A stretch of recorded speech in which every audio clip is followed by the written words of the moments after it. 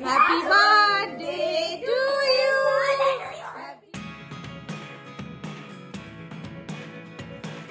বাবা কি ঠান্ডা লাগলো।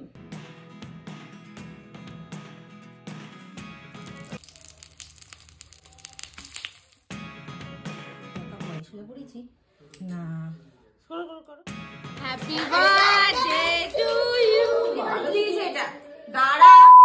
হাই মাই ইউটিউব ফ্যামিলি, অনেকদিন পরে একটা লং ভিডিও আপলোড করছি। কেউ কিন্তু পালিয়ে যেও না, ফটোটা দেখে যাও, কারণ এই ভিডিওটা অনেক স্পেশাল। কারণ এটাতে আমি শেয়ার করেছি আমার মায়ের এই বছরের টোটাল বার্থডে সেলিব্রেশনের দিন থেকে রাত অব্দি। তার সাথে থাকছে আমার অ্যানিভার্সারি সমস্ত গিফট রিভিল। তো ভিডিওটা সবাই দেখতে থাকো। মায়ের বার্থডে দিন সকাল সকাল পৌঁছে গেলাম মিউ মোড়ে কেক আনতে। মা যেহেতু কম মিষ্টি খায় তাই পেস্তা ফ্লেভারে কেকটা নিয়েছিলাম। দিন পৌঁছে গেলাম কলা পাতা আনতে সোদপুর বাজারে, কারণ আমার যে ভেটকি মাছের পাতুরি বানানোর আছে। আর সেই দোকান থেকেই মোমো একটা ডাব কিনল। আজকাল ডাবের যা দাম, এইটুকু ডাবের দাম 40 টাকা, জানো তো। যাই হোক, তারপরে চলে গেলাম ওর জন্য সানগ্লাস কিনতে। ও বেচারা সানগ্লাসটা ভেঙে গেছে, তাই জন্য একটা না দুটো সানগ্লাস কিনে হলো। রেডটা দিদির পছন্দের, ব্লুটা ওর পছন্দের। তারপর নিয়ে নিলাম মার পছন্দের 5 রকমের ফল। তারপরে চলে গেলাম ফুল কিনতে। ইচ্ছে ছিল মার জন্য একটা ফুলের তোড়া নেবো, তো ফুলের কোয়ালিটি খুব একটা ভালো পাইনি। যাই হোক, এই তোড়াটা নিয়েছিলাম যেটা 70 টাকা নিল। তারপর বাড়িতে এসে স্নান টান করে প্রিপারেশন শুরু করে দিলাম ভেটকি মাছের পাতুরি বানানো। তো এখানে দেখতে পাচ্ছ সব ড্রাই ইনগ্রিডিয়েন্ট গুলো নিয়ে নিয়েছি। এগুলোকে এবার আমাকে ভালো করে পিষতে হবে। এখানে ভিডিও কোয়ালিটিটা জানি একটু খারাপ হয়েছে, কিছু মনে করো না, কারণ আমি ফ্রন্ট ক্যামেরা দিয়ে ভিডিও শ্যুটটা করছি, নিজেই করছি, সেই জন্য হয়তো ব্যাকে করতে পারলাম না। আর যেহেতু রিং লাইটও লাগানো ছিল না সামনে, তাই একটু এরকম কোয়ালিটি এসছে। বাট পুরো ভিডিওটা এরকম না, অনেক ভালো কোয়ালিটিরও আমি করেছি। তো তোমরা সঙ্গে থাকো, দেখতে থাকো। পাতুরি বানানোর জন্য সাদা সর্ষে কালো সর্ষেকে মিক্সিতে ভালো করে পেস্ট করে নিতে হবে, কিন্তু এর মধ্যে নুন আর লঙ্কাও দেওয়ার ছিল, সেটা আমি ফার্স্টে দিতে ভুলে গেছি। তাই এই পর্যায়ে মাঝখানে দিয়ে ভালো করে এটাকে একটা মিহি পেস্ট করে নিলাম। আর একটু জল তো দিতেই হবে, জল ছাড়া তো মিহি হবেই না। মিক্সির জারটা ছোট হয়, আমাকে বেশ অনেকক্ষণ ধরে এই প্রসেসটা করতে হয়েছে, কারণ মাছ অনেকটা, তাই আমাকে পেস্টটাও অনেকটা বানাতে হয়েছে। তো পেস্টটা রেডি হয়ে যাওয়ার পর এর মধ্যে আমি হলুদ, নুন আর একটু ভালো করে কাঁচা সর্ষের তেল দিয়ে দিলাম। সর্ষের তেল ছাড়া কিন্তু পাতুরি একদম চলবে না, তাই এই পর্যায়ে একটু বেশি করে সর্ষের তেল দিয়ে ভালো করে মিশিয়ে নিতে হবে পেস্টটাকে। তারপর দেখো, আমি এখানে কলা পাতাগুলো ঠিকঠাক পুরোতে পারছিলাম না, তাই দিদি এসেছিলো একটু বাড়িতে, তো দিদিকে বললাম কলা পাতাটাও পুড়িয়ে দিয়ে গেল। তারপর আমি সাইজ মতো করে কলা পাতাগুলো কেটে নিচ্ছি, কারণ সবাই তো জানোই কলা পাতা মুড়িয়েই ভেটকি মাছে পাতুরি হয়। তো এখানে প্রত্যেকটা কলা পাতা আমার কাটা হয়ে গেছে। এরপর আমি আগে থেকে যেটা লেবু আর নুন দিয়ে ম্যারিনেট করেছিলাম ভেটকি মাছটা, সেটাকেই পেস্টের মধ্যে ভালো করে ডুবিয়ে নিয়ে কলা পাতার উপর রেখে দিচ্ছি। আর ওপর থেকে আর একটুখানি গ্রেভি বা এই পেস্ট বলতে পারো, এটাকে একটু দিয়ে নিলাম। ওপর থেকে একটা কাঁচা লঙ্কাও দিয়ে নিলাম, যার ঝাল খেতে ইচ্ছা করবে এটা মিশিয়ে খেয়ে নিতে পারবে। তো এরপর কলা পাতাগুলো চারিদিক থেকে ভালো করে মুড়িয়ে নিলাম। তবে একা এই প্রসেসটা করা বেশ আমার কঠিন লাগছিল। তো যাই হোক, এই সুতোটাও ধরে দেওয়ার কেউ ছিল না, তাই আমাকে এরকম একটা অকওয়ার্ড পজিশনে ভিডিওটা করতে হচ্ছে আমাকে তোমাদেরকে দেখানোর জন্য। তো ভালো করে সুতোটাকে মুড়িয়ে নিয়ে দেখো আমার কিন্তু একটা পাতুরি রেডি হয়ে গেছে। আর একে একে আমি সবকটা পাতুরি এবার রেডি করে নিচ্ছি। তো কড়াইতে সামান্য একটু সর্ষের তেল দিয়ে দিলাম। এরপর এগুলোকে এক এক করে ছেড়ে দেবো।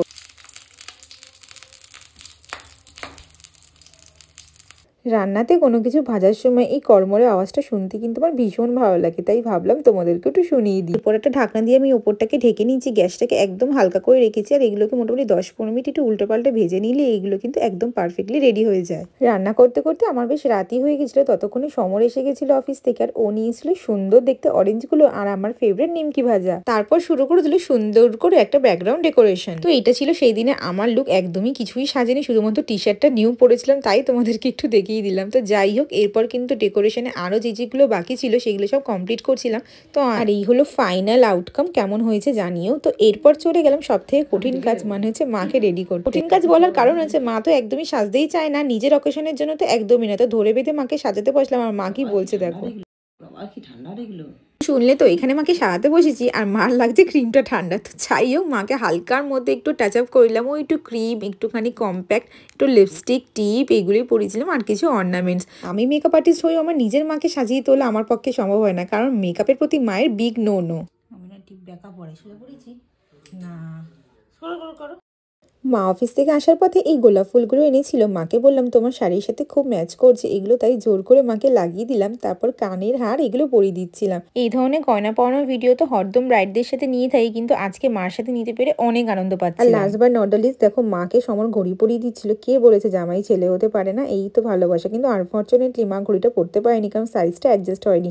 তো এখানে দিদি এসে গেছে আর শুরু করে দিয়েছে বেগুনি ভাজা। আর এই যে আমাদের ছোটাঙ্কি, একদম দেখো আজকে ড্যাশিং বয়সে যে এসেছে, কিন্তু দুষ্টুমিটা একদমই কম। হ্যাপি বার্থডে লেখাটা পরে আনা হয়েছিল, তাই দিদি এটাকে সুতোর মধ্যে ভরে রেডি করছিল আর আমি ফ্রিজ থেকে কেকটা ওপরে নিয়ে চলে আসলাম আর কেকটাকে ফাইনালি ডেকোরেশন করে দিলাম রোজ পেটাল নিয়ে। তো এরপর হবে আমাদের আজকে birthday গার্লের grand entry.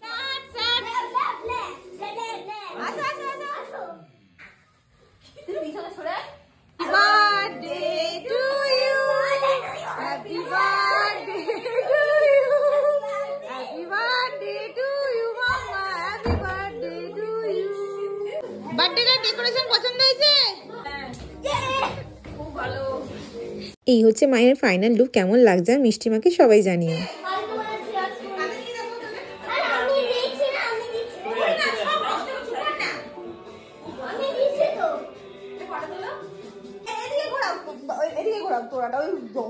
Happy birthday. Thank you. সবসময় ক্রিয়েটিভ, দেখো ক্রিয়েটিভ আর creative. Happy birthday to you. Happy birthday to you. Happy birthday dear mama. Happy birthday to you. তো এবার ছোট থেকে বড় সবাইকে কেক খাওয়ানো পালা চলছিল। নাড়াচ্ছিস কেন?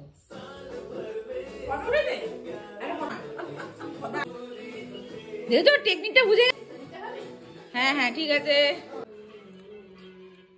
দেন আমি এখানে বসে গেছি মায়ের বার্থডে থালি ডেকোরেশন করতে। মাকে কিন্তু মাটির থালাতেই দেওয়া হয়েছিল, চেষ্টা করেছি সুন্দর করে সেটাকে ডেকোরেট করে দেওয়া। আর আইটেম কি হয়েছিল সেটাও দেখে নাও। ভাত, ডাল, বেগুনি, চিংড়ি মাছের মালাইকারি, ভেটকি মাছের পাতুরি, পায়েস, চাটনি, সুগার ফ্রি আর পাঁপড় ছিল, সেটা ভুলে গেছি তুলতে। আর 4 রকমের ফল দিতে হলো, কারণ 5 নম্বর ফলটা মানে পেয়ারাটা খুঁজে পাচ্ছিলাম না দেওয়ার সময়। তো মাকে বললাম অনেক ফটো তোলা হয়েছে, নাও এবার তুমি একটুখানি ভালো করে খেয়ে নাও আর রিভিউ দাও কেমন হয়েছে। খুশি হয়েছে তো? হ্যাপি বার্থডে, শুভ জন্মদিন।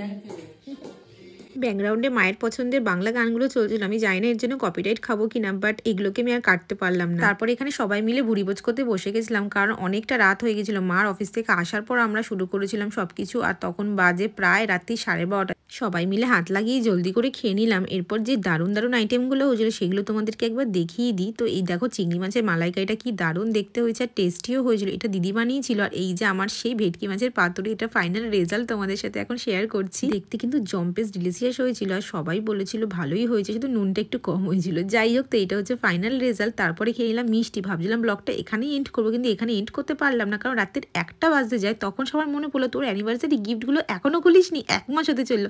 আর আমিও সবাইকে সাথে নিয়ে খুলবো বলে এতদিন ধরে ওয়েট করছিলাম, তাই যতই রাত হয়ে যাক না কেন টাইমকে গুলি মেরে এক এক করে গিফট খুলতে আমি শুরু করলাম। আর এটা আমার একজন খুব কাছের গিফট করেছিল, তো তাকে থ্যাংক ইউ অনেক অনেক, খুব পছন্দ হয়েছে আমার। তো নেক্সট এই পিঙ্ক কালারের গিফটটা খুলতে শুরু করলাম। আর নাঙ্কু দেখো নিজেই সবকিছু খুলবে, মানে সব ছিঁড়ে ফিরে ফেলে দেবে, আমাকে তো কিছু খুলতেই দিতে চাইছিল না। তো নেক্সটে পেয়ে গেছি 2টো সার্ভিং বলে সেট, যেটাও ভীষণ সুন্দর হয়েছে, কালারটাও খুব পছন্দ হয়েছে। তারপর দেখো এখানেও একটা খুব সুন্দর গিফট পেয়ে গেছি। তো এটাও দেখো কতক্ষণে ও খুলবে, মানে আমি ভিডিও করতে শুরু করলে ও মানে একদম জ্বালিয়ে শেষ করে দেয়, কিচ্ছু আর কি ভালো করে করতে দেয় না। আর এখানে দেখো সবাই কি এক্সাইটেড হয়ে কিন্তু আমার গিফট খোলা দেখছিল। আর একজন তো গিফট খোলা দেখতে দেখতে প্রায় হাত দিয়ে ঘুমিয়েই পড়ছিল, কারণ অনেক রাত হয়ে গেছে। এ ভীষণ ঘুম কাতরে আছে, মানে আমার জিজুর কথা বলছি। তারপরে গিফটটার হাত দিয়ে খুলতে পারছিলাম না বলে কাঁচি দিয়ে কেটে নিলাম। আর এর মধ্যে থেকে দেখো কি সুন্দর 3টে ঠাকুরের মূর্তি বেরিয়ে আসলো, এটাও ভীষণ সুন্দর হয়েছে। আমার স্টুডিওতে এটাকে অলরেডি আমি রেখে দিয়েছি সাজিয়ে।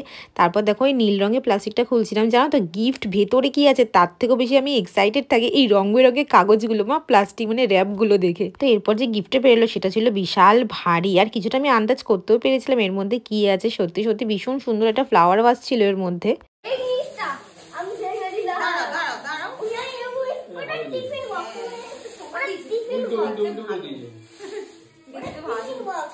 আর এটা যে গিফট করেছিল এর মধ্যে সাজানোর জন্য একটা সুন্দর সানফ্লাওয়ারের সেটও সে গিফট করেছিল। এটাও যে গিফট করেছে সেও আমার খুব কাছে, তো থ্যাংক ইউ তাকেও অনেক, কেন ভীষণ পছন্দ হয়েছে আমার এটা। আর সুন্দর রেড কালারটা বেডশিটও পেয়েছিল। আর নাঙ্কু তো আমাকে ভিডিওতে কোনো পোজ দিতে দিচ্ছিল না, দেখো কি ডিস্টার্ব করছে, তাও ওর মধ্যে দিয়ে ও জ্বালাতন সহ্য করেই সবকিছু করছিলাম আর কি। তো আমি তো এক এক করে গিফটগুলো খুলে দেখাচ্ছি। আর তোমরা কি সাবস্ক্রাইব করে দিচ্ছ চ্যানেলটাকে? যদি না করে থাকো এক্ষুনি করে দাও, কারণ এরকম সুন্দর সুন্দর ভিডিওও দেখতে চাও তো। আর এই ভিডিওটা পার্টিকুলারলি ভালো লাগলে লাইক কমেন্ট শেয়ার করে যেও।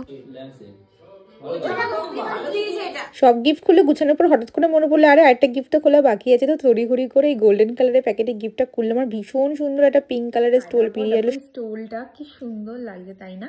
এছাড়াও অনেক চকলেট পেয়েছি যেগুলো আমার খাওয়া হয়ে গেছে অলরেডি। তো যাই হোক, আজকের ব্লগটা ভালো লাগলে চ্যানেলটাকে সাবস্ক্রাইব, ভিডিওতে লাইক কমেন্ট শেয়ার করে দেখা হচ্ছে ভীষণ তাড়াতাড়ি নতুন একটা ভিডিওর সাথে। বাই।